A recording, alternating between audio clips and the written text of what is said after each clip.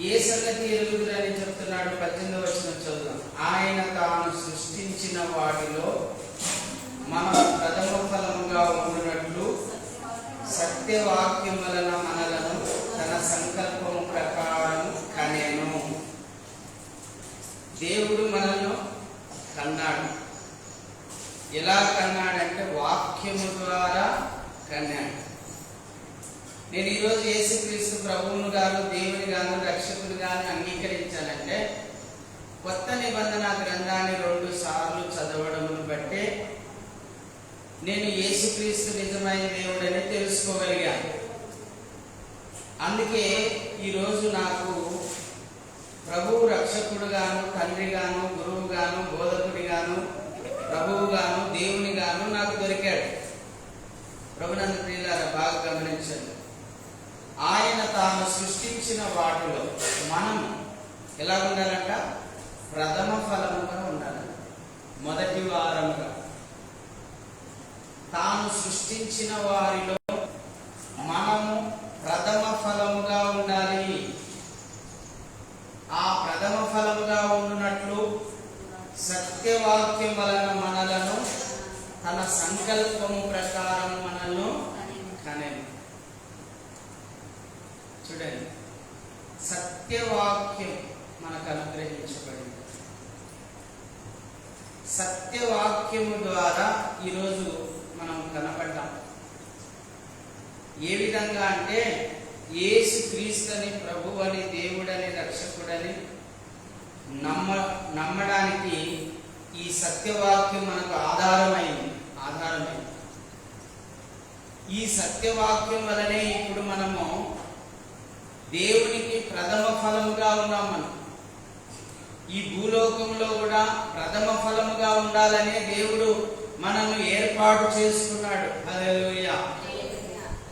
అందుకే ప్రపంచంలో అత్యధికం క్రైస్తవులే, ప్రపంచంలో జ్ఞానవంతులు క్రైస్తవులే, ప్రపంచంలో ధనవంతులు కూడా క్రైస్తవులే, ప్రపంచంలో నిత్య నరకము నుండి తప్పించబడిన వారు క్రైస్తవులే, పరలోక రాజ్యాన్ని స్వతంత్రించుకున్న వారు కూడా క్రైస్తవులేనండి. హల్లెలూయా. మనం అందరం ప్రథమ ఫలముగా ఉండాలని ఒక మాట గుర్తు చేస్తున్నాడు పరిశుద్ధాత్మ దేవుడు. ఒకసారి చదువుకుందాం. 1 కొరింథీ 15వ అధ్యాయము. బైబిల్ ఉన్న వారు తీసుకోండి. 20వ వచనం చదవండి. ఇప్పుడైతే నిద్రించిన వారిలో ప్రథమ ఫలముగా క్రీస్తు మృతులలో నుండి లేపబడి ఉన్నాడు. మనుషుని ద్వారా మరణం వచ్చెను గనక మనుషుని ద్వారానే మృతుల పునరుద్ధానమును కలిగెను. చాలా. ఏంటి ప్రథమ ఫలం అంటే? అమ్మా బాగా వినండి.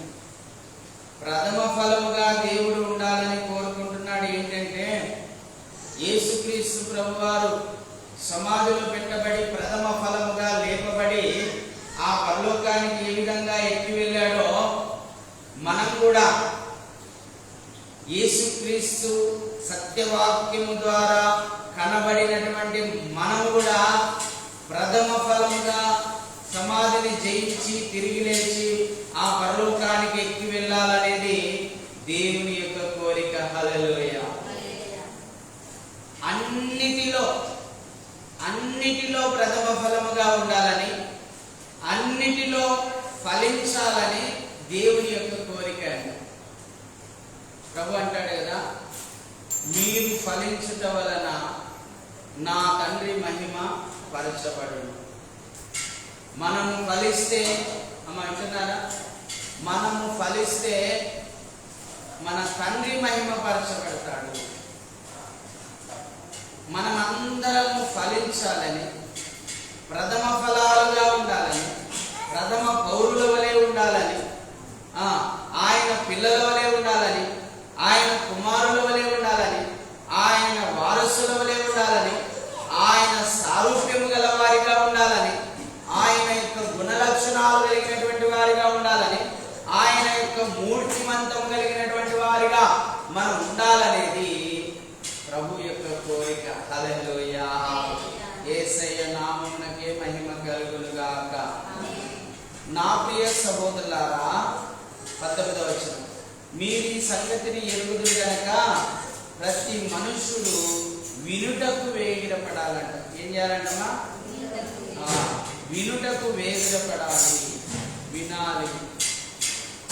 వాక్యంలో ఏం రాయబడింది? వినుట వలన విశ్వాసము. మరొక చోట కూడా రాయబడింది, మీరు వినమట్టుకు వినువారై ఉండక వాటిని అనుసరించేవారిగా వినాలి, అనుసరించాలి. వింటున్నారా? వినాలి, అనుసరించాలి. వినుటకు మీరు వేగిరపడాలి. దేవుని వాక్యం వినాలి, వినాలి, వినాలి అనే ఆశ మీలో ఉండాలి. దేవుని వాక్యం వినాలనే ఆశ ఉండాలి. దేవుని వాక్యం వింటూ ఉంటే అమ్మా, ఆ వాక్యాలన్నీ మనకు హృదయంలో ముద్ర వేయబడితే మనము ప్రథమ ఫలముగా తయారు చేయబడతాము. హల్లెలూయా. మనము ప్రథమ ఫలముగా ఉండాలంటే, మనం బహుగా ఫలించాలి అంటే దేవుని వాక్యము మన హృదయంలో ఉండాలి. నేను చాలాసార్లు చెప్పాను మీకు, ఈరోజు నేను ఇంత నెమ్మదిగా ఉన్నాను అంటే, నేను ఇంత సంతోషంగా ఉన్నాను అంటే, ఇంత ఆనందంగా ఉన్నాను అంటే, ఇంత ధైర్యంగా నేను ఉన్నాను అంటే దేవుని వాక్యమును బాగా చదివి తెలుసుకోవడం వలనే, ఆ వాక్యమును నమ్మడం వలనే, ఆ వాక్యమును వినుట వలనే, ఆ వాక్యమును చదువుట వలనే, ఆ వాక్యమును గ్రహించుట వలనే ఇది సాధ్యమైంది. అందుకే మీ జీవితంలో ఒక ప్రధానమైన పని ఉండాలి. ఏం పని అంటే వినే పని. ఏం పని అమ్మా? యేసు ప్రభు కూడా చెప్పాడు, మార్తా, నువ్వు విస్తారమైన పనులు పెట్టుకొని ఉన్నావు, మరి అయితే ఉత్తమమైన దానిని ఎంచుకోయింది. హల్లెలూయా. ఏంటి ఉత్తమమైనది? దేవుని వాక్యమును చెప్పండి అమ్మా. ఏంది? దేవుని వాక్యమును వినడం. నిద్రపోవడం కాదు కదా. దేవుని వాక్యమును వినడం. దేవుని వాక్యాన్ని ఎవరైతే బాగా వింటారో వాళ్ళు విశ్వాసములో బలపరచబడతారు, వాళ్ళు ప్రథమ ఫలముగా ఉంటారు, వారు బహుగా ఫలిస్తారు. హల్లెలూయా. యేసయ్య నామమునకే మహిమ కలుగును గాక. చూడండి, వినుటకు వేగిరపడువాడును, మాటలాడుటకు నిదానించువాడును. మాట్లాడడానికి ఎట్లున్నారంట? తొందర ఉండకూడదు, తొందరపాటు ఉండకూడదు.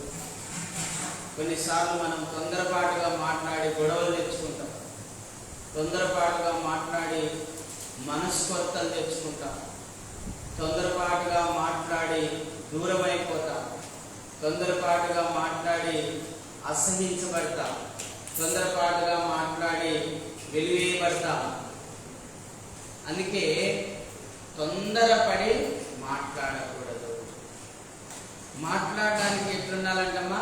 నిదానంగా ఉండాలి. వినడానికి వేగిరంగా ఉండాలి, స్పీడ్.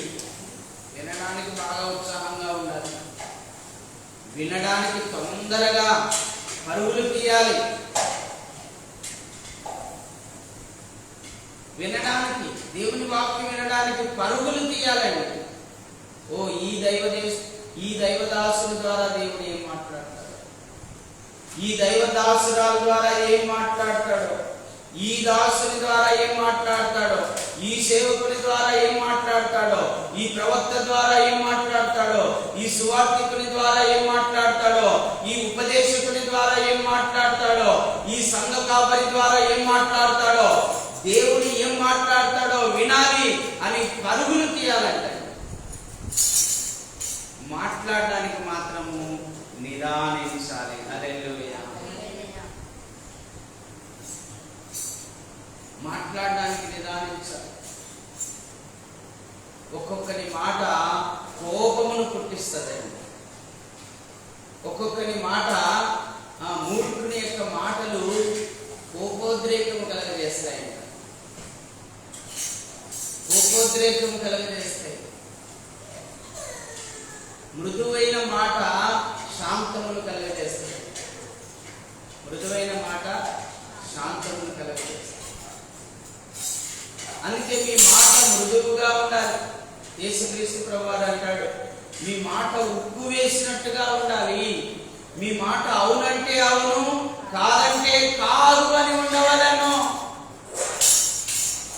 మరి చాలా మాటలు చూడండి, దేవుడు ఏం మాట్లాడుతున్నాడు. బాగా ఈ మాటలు మీ హృదయంలో ముద్ర వేసుకోవాలి. చూడండి, మీ మాట ఎట్లుండాలంట? ఉప్పు వేసినట్టుగా ఉండాలి. పప్పులో ఉప్పు వేస్తే ఎంత రుచి. మన శుక్రవారం మేము పప్పన్నం తింటున్నాము, సేవకులు నేను. నేను ఉప్పు లేకపోయినా ఏం చెప్పకుండా ఆ పచ్చడి కలుపుకొని తింటున్నాను. పచ్చడిలో బాగా ఉప్పు ఉంది, దండి ఉంది. ఒక ఆయన మాత్రం ధైర్యంగా చెప్పేసినాడు, అక్క ఉప్పు లేదక్క పప్పులో, వెయ్యక్క అంటున్నాడు. ఉప్పు లేకపోతే తినలేం కదా, రుచి ఉండదు, రుచి అనిపించదు. మన మాట కూడా రుచికరంగా ఉండాలట. మన మాట అవునంటే అవును, కాదంటే కాదు అని ఉండవాలనంట.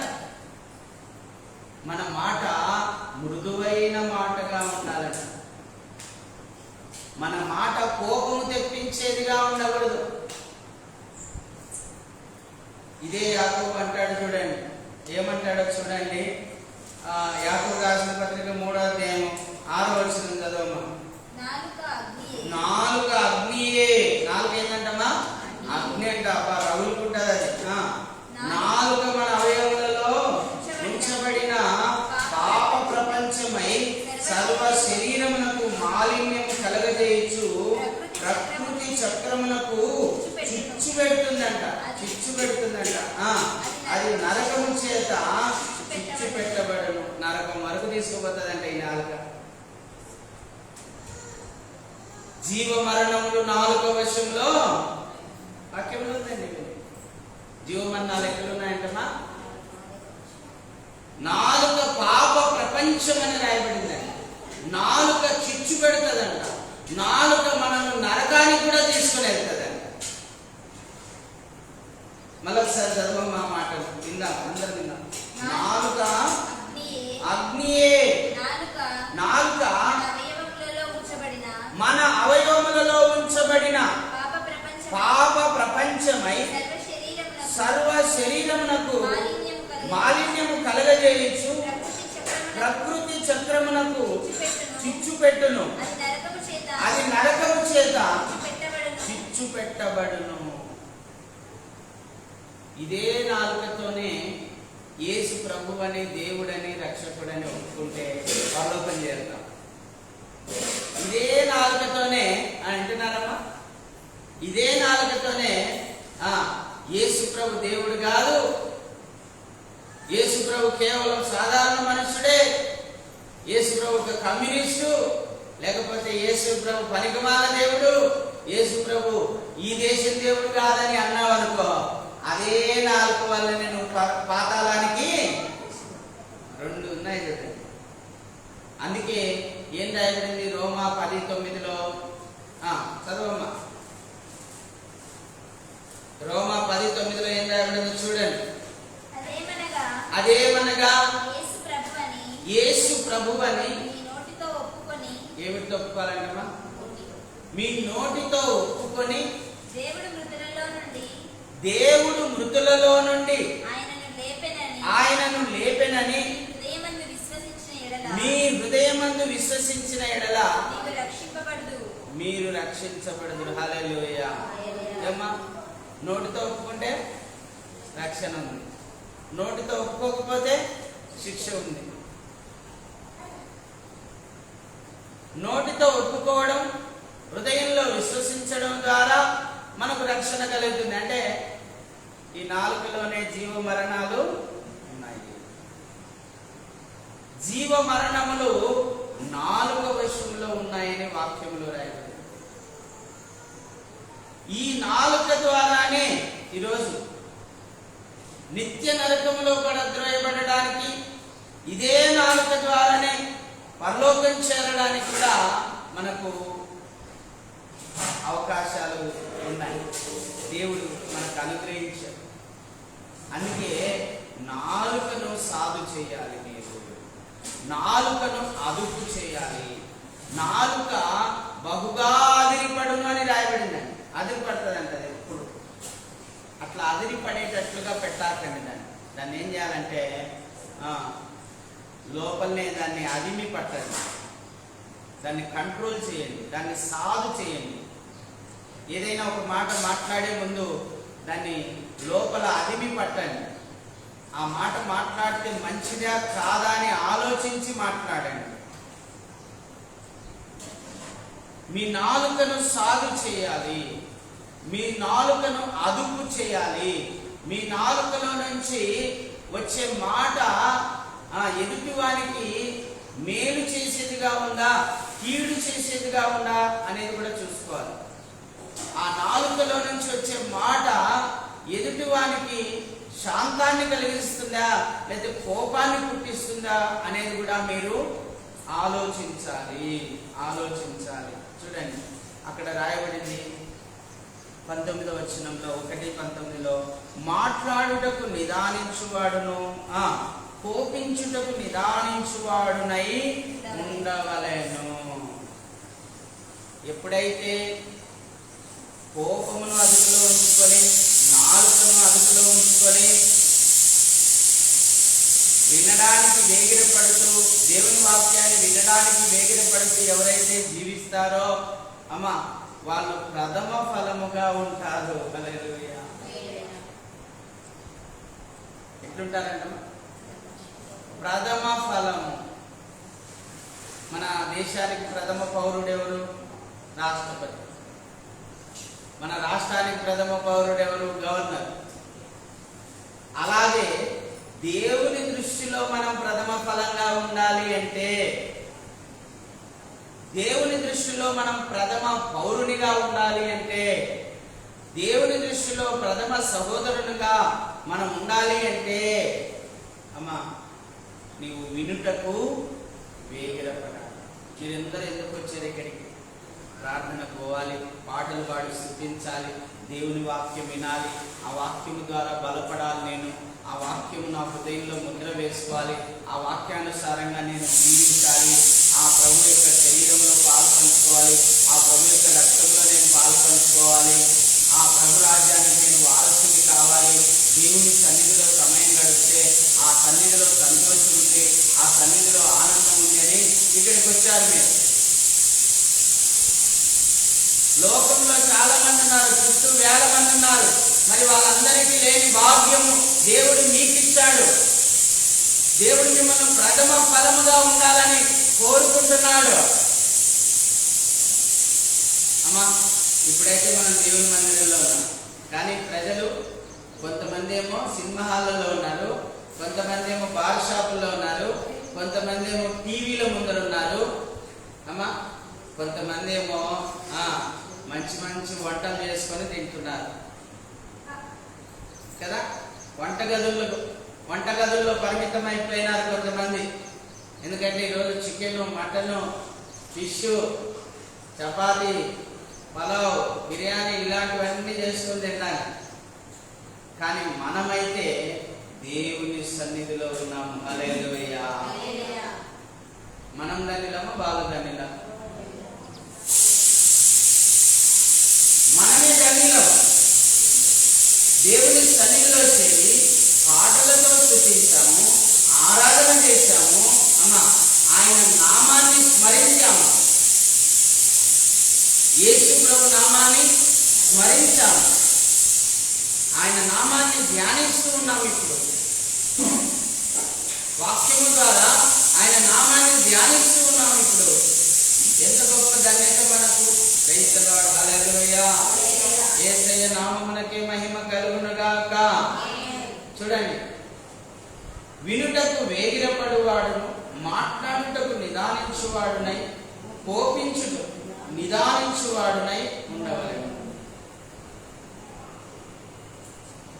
త్వరగా కోపపడేటువంటి విధానం మనలో ఉండకూడదు. Short temper. అంటాం కదా, ఉన్నట్టుండి సీరియస్ అయిపోతాం, ఉన్నట్టుండి కోప్పడతాం, షార్ట్ టెంపర్,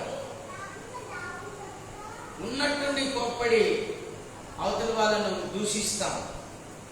అందుకే వాక్యంలో రాయబడింది, కోపపడుడి గాని పాపము.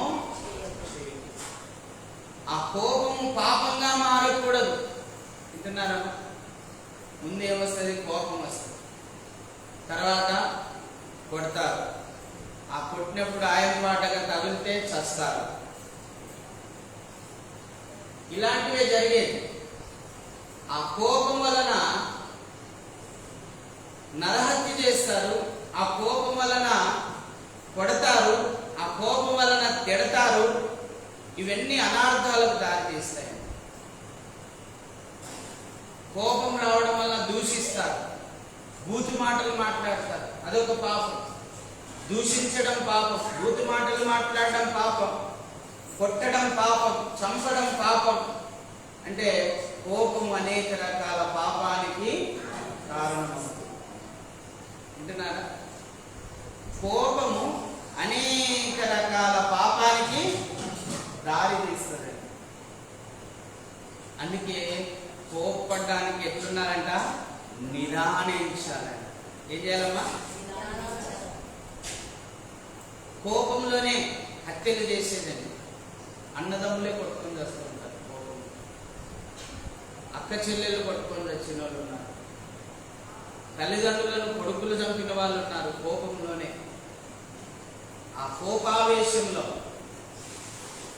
అందుకే దేవుడు చెప్తూ ఉన్నాడు, కోపం విషయంలో మీరు నిదానించే వారై ఉండాలి. హల్లెలూయా. చూడండి 20వ వచనం. ఎందుకనగా నరుని కోపము దేవుని నీతిని నెరవేర్చదు. దేవుని నీతిని తప్పిస్తుంది. కోపం ఏం చేస్తుందమ్మా? దేవుని నీతిని తప్పిస్తుంది. అంటే నీతిని అనుసరించకుండా చేస్తుంది, నీతి మార్గంలో నడవకుండా చేస్తుంది, నీతిని అనుసరించకుండా చేస్తుంది, నీతి ప్రకారం నడవకుండా చేస్తుంది. అందుకే దేవుని నీతి నెరవేరాలంటే మీరు కోపపడకూడదు. హల్లెలూయా. అంతే కదండి. మన కోపం ద్వారానే మనము దేవుని నీతి నెరవేరకుండా చేసేటువంటి వారంగా అయిపోతాం. అందుకే అక్కడ చాలా స్పష్టంగా చెప్తూ ఉన్నాడు దేవుడు. చదవము. ఎందుకనగా నరుని కోపము దేవుని నీతిని నెరవేర్చదు. అందుచేత సమస్త కల్మషమును విర్రవీగుచున్న దుష్టత్వమును మాని లోపల నాటబడి మీ ఆత్మలను రక్షించుటకు శక్తిగల వాక్యమును సాత్వికముతో అంగీకరించుడి. హల్లెలూయా. ఏముందంట మన లోపల? కల్మషము, విర్రవీగుచున్న దుష్టత్వం. ఉన్నాయా లేదా ఇవన్నీ? ఒకప్పుడు విర్రవీగుచున్న దుష్టత్వం అంట, కల్మషం అంట, లోపలంతా కూడా కలుషితం. ఆ కల్మషము విర్రవీగుచున్న దుష్టత్వమును మాని లోపల నాటబడి మీ ఆత్మలను రక్షించుటకు శక్తిగల వాక్యమును సాత్వికంతో అంగీకరించుడి. హల్లెలూయా. చాలా మంది వాక్యం వింటారు కానీ అంగీకరించరండి. ఇది నాకు కాదులే, పక్కన వాళ్ళకి. చెప్పబడుచున్న ప్రతి వాక్యం ఎవరికి? నాకే. చెప్పబడుచున్న వాక్యము, ప్రతి వాక్యము మీకే. ఆ ప్రతి వాక్యమును నువ్వు రిసీవ్ చేసుకొని దాన్ని అనుసరించినప్పుడు దేవుని శక్తి ప్రభావం నీలో పనిచేస్తుంది. హల్లెలూయా. అదే మాట రాయబడింది చూడండి. శక్తి గల వాక్యమును ఎట్లా అంగీకరించాలంట? సాత్వికముతో. సాత్వికులు మాత్రమే అంగీకరిస్తారంట. విర్రవీగుచున్న దుష్టత్వం ఉన్నా, కల్మషం ఉన్నా, గర్వం ఉన్నా లోపల నేననే అహంకారం ఉన్న దేవుని వాక్యానికి వాళ్ళ హృదయంలో చోటు ఉండదు. దేవుని వాక్యము నీలో ఉండాలి అంటే నీలో ముందు సాత్వికమైన గుణలక్షణము, ఆ వినగలిగే చెవు ఉండాలి, గ్రహించే మనసు ఉండాలి. ఆ సాత్వికముతో ఆ వాక్యాన్ని అంగీకరించే మనసు నీకు ఉండాలి. అప్పుడు దేవుని శక్తి నీలో పనిచేస్తుంది. మీరు వినువారు మాత్రమై ఉండి మిమ్మల్ని మీరు మోసపుచ్చుకొనకుండా వాక్య ప్రకారము ప్రవర్తించువారునై ఉండండి. మీరు వింటారు కానీ అనుసరించరు. ఏం ప్రయోజనం అమ్మా? వస్తారు, పాటలు పాడతారు, కూర్చుంటారు, వింటారు, కానీ ఆ వాక్యాన్ని మీరు అనుసరించరు. ఏం ప్రయోజనం? అనుసరించకపోతే ఏం ప్రయోజనం? వినమట్టుకు వింటారు కానీ గ్రహించరు, వినమట్టుకు వింటారు కానీ అనుసరించరు. అలాంటప్పుడు ఏం ప్రయోజనం? చూడండి, వాక్య ప్రకారం ప్రవర్తించు వారునై ఉండు. వాక్యం ఏం చెప్తుంది? ప్రభు అంటున్నాడు, నేను పరిశుద్ధుడనైనాను గనక మీరును పరిశుద్ధుడు, నేను నీతిమంతుడనైనాను గనక మీరు కూడా నీతిమంతులుగా, నేను యథార్థవంతుడని గనక మీరు కూడా యథార్థవంతులుగా, నేను సాత్వికుడని గనక మీరు కూడా సాత్వికులుగా ఉండండి, నేను దీన మనస్సు గలవాడని గనక మీరు కూడా దీన మనస్సు గలవారిగా ఉండండి, నేను మంచితనం గలవాడని గనక మీరు కూడా మంచితనము. దేవుడు ఏమైనాడో అదే ప్రకారం మనం కూడా జీవించు వారమై ఉండాలి. హల్లెలూయా. చాలా మంది ఏమంటున్నారంటే, ఆయన దేవుడు, మనం మనుషులు, మనతో ఏడైతుందన్నా ఆయన లెక్క ఉండడం కోసమే నీకు తన శరీరాన్ని నల్లగొట్టించినాడు, తన రక్తాన్ని కార్చిచ్చినాడు, తన ఆత్మను కూడా నీకు ఇచ్చినాడు. వింటున్నారక్క? ఆయనలాగా ఉండడం కోసమే. ఎవరిలాగా ఉండడం కోసం? యేసుక్రీస్తు ప్రభులాగా ఉండడం కోసమే. యేసుక్రీస్తు ప్రభులాగా ఉండడం కోసమే, ఆయన సారూప్యమును ధరించుకోవడం కోసమే, ఆయన గుణలక్షణాలను ధరించుకోవడం కోసమే, ఆయన స్వరూపమును మనం కలిగి ఉండడం కోసమే ఏం చేశాడు? ఆయన శరీరాన్ని నలగొట్టి మనకిచ్చినాడు, ఆయన రక్తాన్ని కార్చి మనకిచ్చినాడు, ఆయన ఆత్మను అర్పించి మనకిచ్చినాడు. అంతేకాదండి, ఆయన మహిమను మనకిచ్చినాడు. ఆయన మహిమను కూడా ఎందుకు? మనమందరము ఆ వాక్య ప్రకారం జీవించాలని. ఎవరు ఆ వాక్యము? ఆది యందు వాక్యము, ఆ వాక్యమే దేవుడైనను, ఆ వాక్యమే కృపా సత్య సంపూర్ణునిగా, అంటే యేసుక్రీస్తు మాదిరిగా జీవించడమే వాక్యమును అనుసరించడము. వింటున్నారా? యేసుక్రీస్తులాగా జీవించడమే వాక్యమును అనుసరించడము. యేసుక్రీస్తు ఈ భూమి మీద ఏ విధంగా జీవించాడు? ప్రేమ కలిగి ఉన్నాడు, దయాగుణం కలిగి ఉన్నాడు, క్షమాగుణం కలిగి ఉన్నాడు, త్యాగం కలిగి ఉన్నాడు. మన కోసం ప్రాణమే పెట్టాడు, త్యాగం కలిగి ఉన్నాడు. మన కోసం అవమానాలు, నిందలు, రోగాలు, దరిద్రం భరించినాడు, ముఖం మీద ఉమ్మి వేయించుకున్నాడు, కొరడా దెబ్బలు తిన్నాడు, బెత్తం దెబ్బలు తిన్నాడు, కాళ్ళలో మేకులు, చేతుల్లో మేకులు, తలలో ముళ్ళ కిరీటం.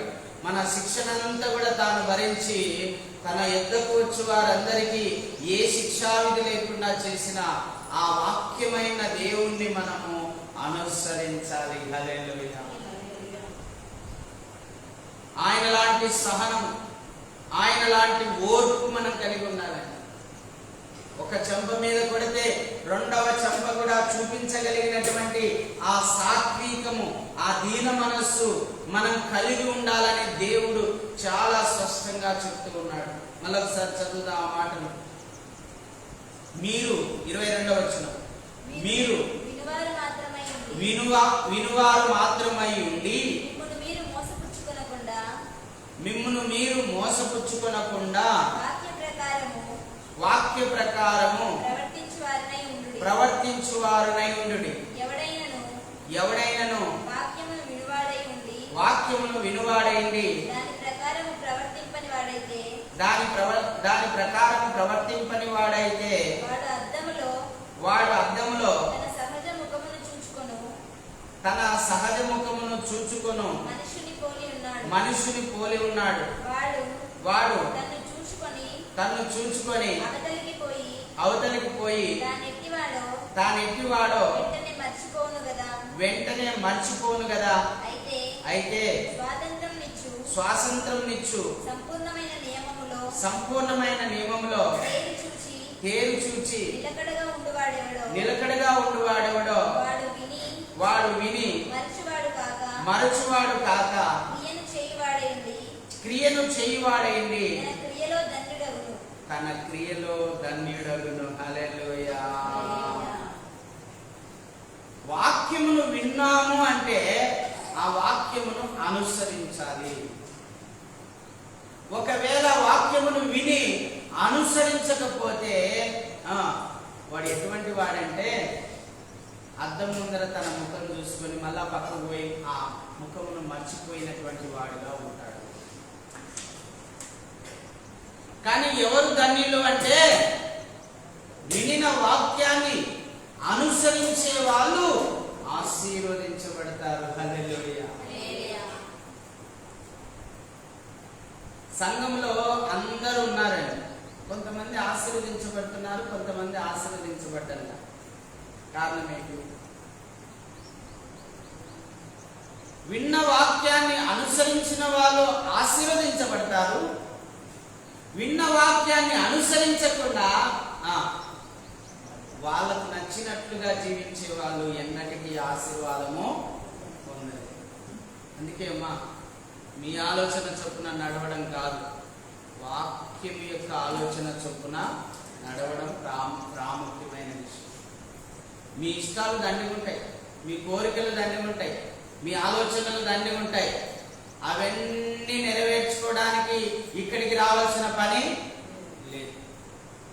మీరు ఇక్కడికి రావాల్సింది ఎందుకంటే దేవుని వాక్యాన్ని నెరవేర్చుకోవడానికి. హల్లెలూయా.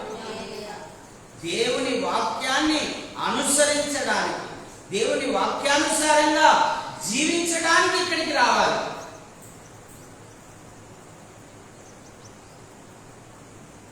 మనకిష్టం వచ్చినట్టుగా మనం జీవిస్తూ ఊరికి సంఘంలో సభ్యులుగా ఉంటే ఏదో పెళ్లిళ్ళు చేసుకోవచ్చు, ఆ సమాధుల తోటలో కూర్చి పెడతారు, దాని కోసం పోవడం కాదు. ఇది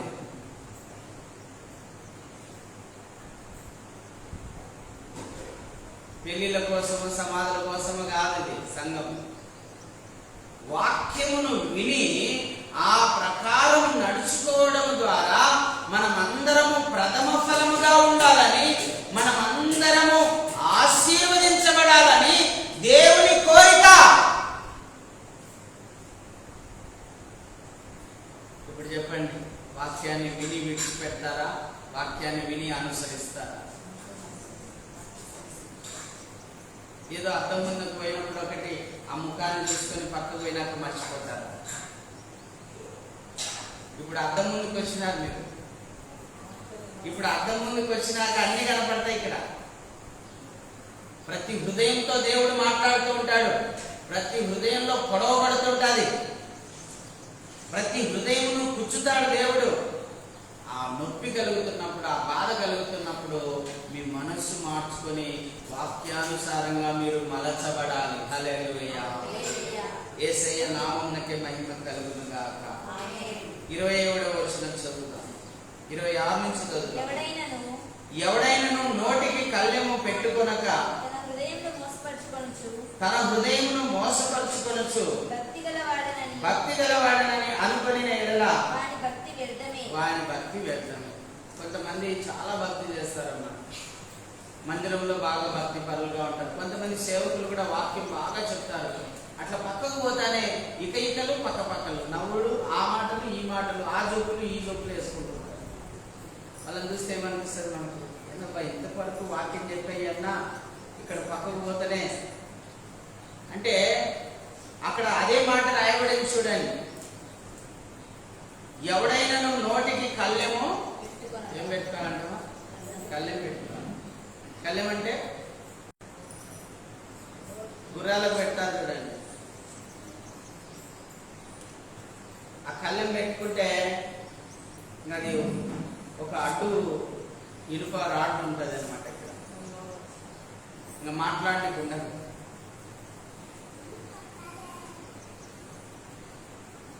మాట్లాడకుండా కళ్ళెం పెట్టుకోవాలండి. అందుకే మీ మాటలు ఎలా ఉన్నాయో, మీ నడత ఎలా ఉందో, మీ ప్రవర్తన ఎలా ఉందో అన్ని చూసుకోవాలి. కీర్తనలు కూడా అంటాడు కదా, మొదటి కీర్తనలో అపహాసకులు కూర్చుండు చోటున మీరు కూర్చునక, పాపుల మార్గమున మీరు నడవక. ఏంటమ్మా? పాపుల మార్గాన నడవకూడదంట, అపహాసకులు కూర్చుండే చోట. ఆ రెండు విషయాలు మనకు ఇప్పుడు అవసరమైనవి. నిజంగా దేవుడు ప్రతి వాక్యాన్ని గుర్తు చేస్తాడని. నోటికి కళ్ళెము పెట్టుకొనక తన హృదయమును మోసపరుచుకొనొచ్చు, భక్తి గలవాడనని అనుకుని ఎడలా వాని భక్తి తండ్రి అయిన దేవుని ఎదుట పవిత్రమును నిష్కలంకమైన భక్తి ఏదనగా దిక్కులేని పిల్లలను విధవరాలను వారి ఇబ్బందులలో పరామర్శించుటయు, ఇహలోక మాలిన్యము తనకు అంటకుండా తను తాను కాపాడుకునే నిజమైన భక్తి. ఏంటి నిజమైన భక్తి? భక్తి ఏంటి? నిజమైన భక్తి ఏంటమ్మా? నిజమైన భక్తి ఏంటి? ఏదో ఒక 100 టెంకాయలు కొడితే సరిపోతుంది, అది భక్తి? లేదా ఒక 100 మందికి అన్నదానం చేస్తే భక్తి అయిపోతుందా? పొర్లు దండాలు పెడితే, సాష్టాంగ నమస్కారాలు చేస్తే భక్తి అయిపోతుందా? చెట్ల చుట్టూ పుట్టల చుట్టూ దాన్ని 40 ప్రదక్షిణలు 100 ప్రదక్షిణలు చేస్తే భక్తి అయిపోతుందా? అసలు నిజమైన భక్తి ఏంటి? దేవుని యందు భయభక్తులు కలిగి ఇహలోక మాలిన్యము తనకు అంటకుండా చూసుకోవడమే నిజమైన భక్తి.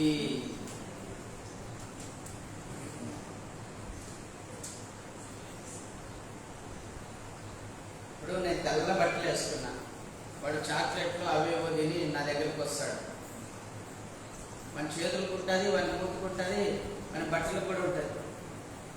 వాడిని చూస్తేనే నేను పక్క నాకు బట్టలు కట్టిస్తావని చెప్తాను.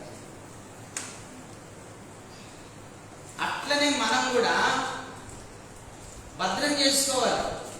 ఇహలోక మాలిన్యం మనకు అంటకుండా కాపాడుకోవాలి.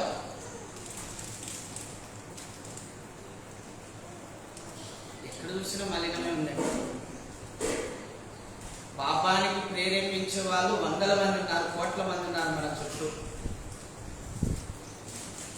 త్రాగమని చెప్పేటోళ్ళు, వ్యభిచరించమని చెప్పేటోళ్ళు, అమ్మా అబద్ధాలు ఆడమని చెప్పేటోళ్ళు, నా తరఫున అబద్ధ సాక్ష్యం చెప్పమనేటోళ్ళు ఎంతో మంది ఉన్నారు.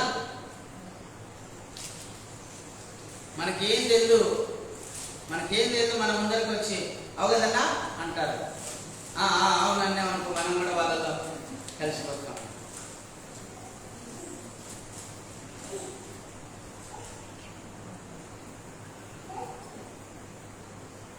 ఇహలోక మాలిన్యము, ఇహలోకంలో ఏముందమ్మా?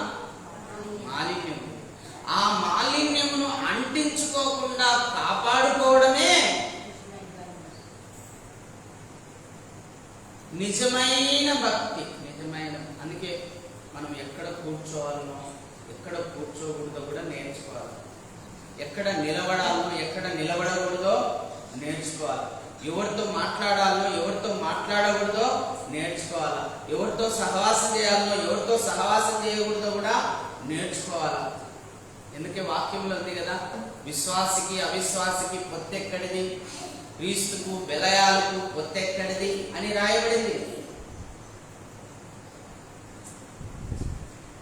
విశ్వాసికి అవిశ్వాసికి పొత్తెక్కడ కుదురుతుంది?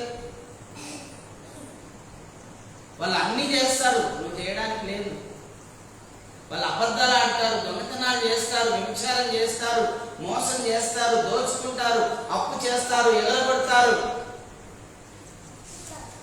నువ్వు అలా చేయడానికి లేదే, వాళ్ళలాగా చేయడానికి లేదే. వాళ్ళు తెలివైన వాళ్ళగా కనిపిస్తారు, నువ్వు తెలివిలేని దానిగా కనిపిస్తావు, కానీ నీదే కరెక్ట్. వాళ్ళు ఎంతో ఆకర్షణగా కనపడతారు, నువ్వు ఏమీ లేని వానిగా కనపడతావు, కానీ నువ్వే కరెక్ట్. వాళ్ళు అన్ని ఉన్న వాళ్ళుగా కనపడతారు, కానీ మీరు ఏమీ లేని వారిగా కనపడతారు, కానీ దేవుని దృష్టిలో మీరే కరెక్ట్. బీదలైన మీరు నీతి కొరకు ఆకలి దప్పులు గలవారు, బీదలైన మీరు ధన్యులు. నీతి కొరకు ఆకలి దప్పులు గలవారు ధన్యులు.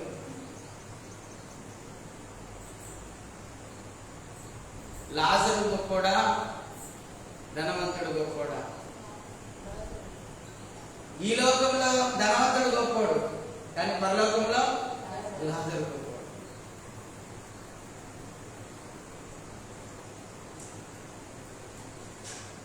ధనవంతుడు ఈ లోకంలో హుందాగా జీవించాడు, కానీ అగ్నిగుండంలో కాల్చి ఉన్నాడు చనిపోయిన తర్వాత.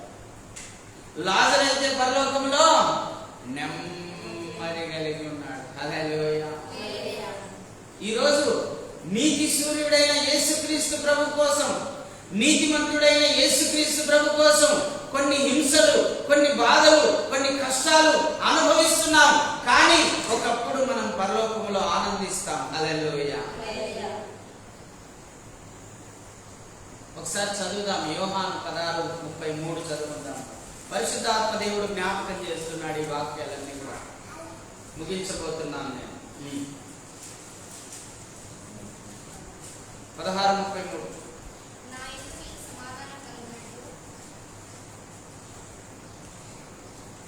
అక్కడ రాయబడి ఉంటుంది, మీరు ఏడ్చి ప్రలాపింతురు గాని అని ఉంటుంది. 20 వర్షం. మీరు ఏడ్చి ప్రలాపింతురు గాని లోకము సంతోషించును. మీరు దుఃఖింతురు గాని మీ దుఃఖము సంతోషమగునని మీతో నిశ్చయముగా చెప్పుచున్నాను. హల్లెలూయా. మళ్ళా చదవమ్మా. ఏం చేస్తారంటమ్మా? మీరు ఏడ్చి ప్రలాపిస్తారంట. అయ్యా అని మీరు ఏడ్చి ప్రలాపిస్తారు. లోకమేమో బాగా సంతోషపడతారు వాళ్ళు. మీరు దుఃఖింతురు గాని మీ దుఃఖము ఏమైతుందంటమ్మా? సంతోషం అవుతుందంట. చప్పట్లు కొట్టి దేవుడు మీ దుఃఖము సంతోషం అవుతుంది. నిజంగా చెప్తున్నానండి, ఈ దేవుని మార్గంలోకి వచ్చినాక అనేక రాత్రింబగళ్ళు దుఃఖపడ్డాను నేను. ఆ దుఃఖము ఇప్పుడు సంతోషంగా మారింది. హల్లెలూయా. నా అంతరంగంలో నేను ఆ సంతోషాన్ని అనుభవిస్తున్నాను. ఆ పరలోకపు ఆనందాన్ని నా అంతరంగంలో నేను అనుభవిస్తున్నాను. అది ప్రభు ఇచ్చినటువంటి ఆనందం, అది ప్రభు ఇచ్చినటువంటి సంతోషం. హల్లెలూయా.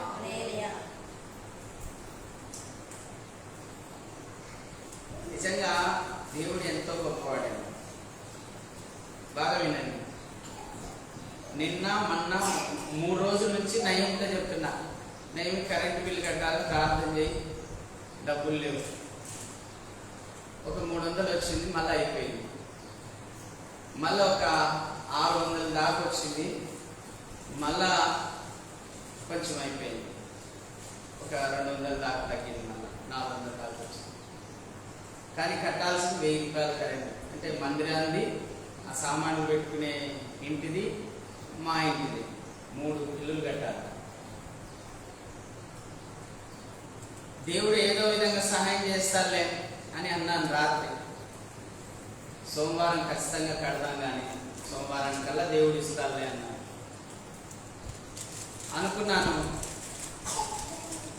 ఇక్కడ తేలుపురికి వెళ్ళాను, ఆరాధన.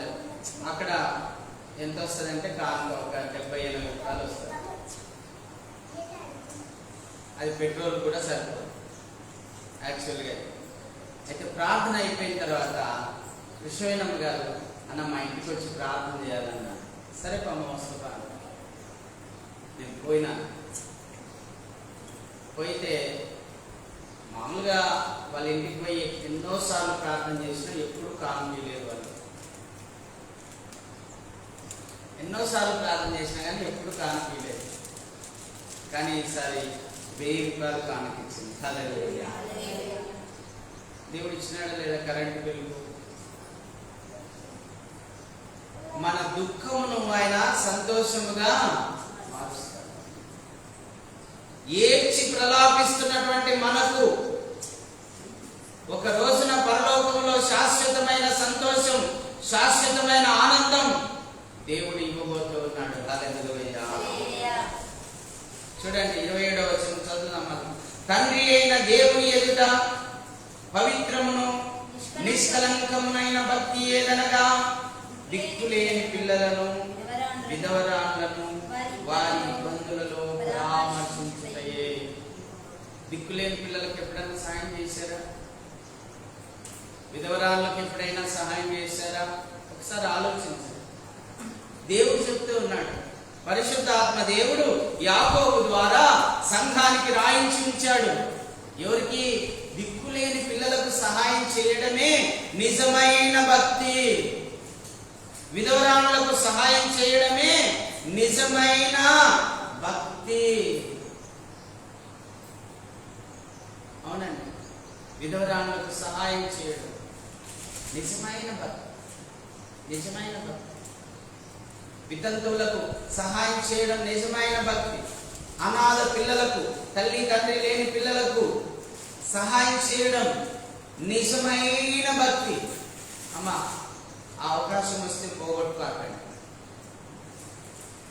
అవకాశం వస్తే పోగొట్టుకోకండి. మనం వాళ్ళ కోసం ఎంత చేసినా తక్కువేనండి. రాయపాల్లో ఉన్నారు, తల్లి తండ్రి ఇద్దరు లేని పిల్లలు, కళ్యాణం కాను బాగా పెద్దగైన. చిన్నప్పటి నుంచి మేము చూస్తూనే ఉన్నాం. చిన్నప్పటి నుంచి వాళ్ళకు బర్త్డేలకు కేక్ ఇప్పియడం, ప్రతి సంవత్సరం బట్టలు పట్టేయడం, ప్రతి సంవత్సరం డబ్బులు ఇవ్వడం, ఇలా చేస్తూ ఉన్నాం. నేను అక్కడికి పోయినప్పుడు అంతా వాళ్ళకు కనుక్కొని ఎట్లా చేస్తున్నారు ఏం కథ కనుక్కొని ఒకసారి చెప్పాను, నైనా మీ అవ్వ చదివించలేదు మిమ్మల్ని, మీరు వచ్చేయండి మా దగ్గరే ఉందరు, మా కాడనే చదువుకుందరు అని కూడా చెప్పాను. కానీ వాళ్ళ అవ్వ పంపిలే, వాళ్ళ చేసి అన్న నాకు ఉండేది వీళ్ళిద్దరైనా, నేను పంపిస్తే ఇంకా నేనేం కావాలని. సరే మనం ఉన్నన్నాళ్ళన్నా పెట్టుకో, తర్వాత అయినా మా దగ్గర పంపి ఏం పర్వాలేదు అని చెప్పాను. దేవుడే పోషిస్తాడనే నమ్మకం, దేవుడే సంరక్షిస్తాడు, పోషిస్తాడు. అవునండి. విధవరాన్లకు, అనాథ పిల్లలకు సహాయం చేయడమే నిజమైన భక్తి.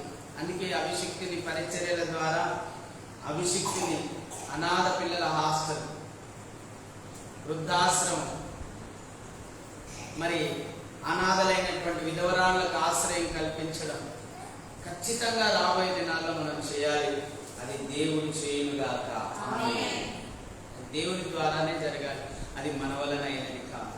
అయితే మనం అందరము ఏక మనస్సుతో, ఏక ఆత్మతో కనుక ప్రార్థన చేస్తే అది ఒక రోజున నెరవేరుతుంది. హల్లెలూయా. అనాథలైన వృద్ధులను, అనాథలైనటువంటి విధవరాలను, అనాథలైనటువంటి పిల్లలను మనం చేరదీసి వాళ్ళకు చదువు చెప్పించి వాళ్ళకు భోజనం పెడితే అది నిజమైన భక్తి. హల్లెలూయా.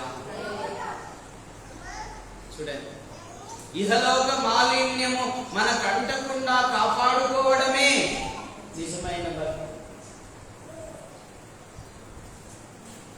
లేదు మనం ఆ ప్రాంతంలో ఉంటే చెడిపోతామంటే ఆ ప్రాంతాన్ని ఖాళీ చేయడం మంచిది. ఇదిగో వాళ్ళతో సహవాసం చేస్తే మనం చెడిపోతాం అనేటటువంటి వాళ్ళతో సహవాసం మానుకోవడము మంచిది. ఇదిగో ఈ వ్యాపారం చేస్తే మనం చెడిపోతాం అనేటట్టే ఆ వ్యాపారం చేయడము మానివేయడం మంచిది.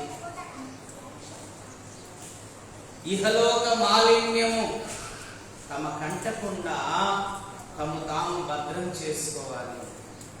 వాక్యంలో ఉంది కదా, యోహాను రాసిన మొదటి పత్రిక 5వ అధ్యాయంలో 16వ వచనంలో ఏం రాయబడింది? దేవుని మూలముగా పుట్టినవాడు పాపము చేయడు, దేవుని మూలంగా పుట్టినవాడు తను తాను భద్రము చేసుకును. హల్లెలూయా. దేవుడు ఎంత గొప్ప మాటలు మాట్లాడాడండి మన దేవుడు. తెలుగులో ఇక్కడ చాలా విశేషంగా కొన్ని కొత్త విషయాలు కూడా దేవుడు మనతో మాట్లాడుతూ వచ్చాడు. అందును బట్టి యేసయ్య నామమునకే మహిమ కలుగును గాక. దేవుని వాక్యం మన వినికిడిలో దీవించును గాక. మరి అందరూ మోకరించి విన్న వాక్యాన్ని గుర్తు చేసుకుంటూ మరి మీ జీవితంలో ఆ వాక్యాన్ని ఎలా అన్వయించుకుంటారో, ఎలా అనుసరిస్తారో మీరు ప్రార్థనా పూర్వకంగా దేవుని సన్నిధిలో వేడుకోండి. అందరూ మోకరించి మా ప్రతి ఒక్కరు ప్రార్థన చేయాలి తల్లి. ఏ ఒక్కరు ఖాళీగా ఉండకూడదు. వాక్యాన్ని జ్ఞాపకం చేసుకుంటూ వినుటకు నువ్వు వేగిరపడాలని దేవుడు మాట్లాడుతూ ఉన్నాడు. మాట్లాడుటకు నిదానించాలని ప్రభు చెప్తూ ఉన్నాడు. కోపించుటకు కూడా నిదానించాలని ప్రభు చెప్తూ ఉన్నాడు. ప్రతి ఒక్కరు కూడా ఆ మాటలు జ్ఞాపకం చేసుకోండి. నాలుక పాప ప్రపంచమైనదని దాన్ని సాధుపరచాలని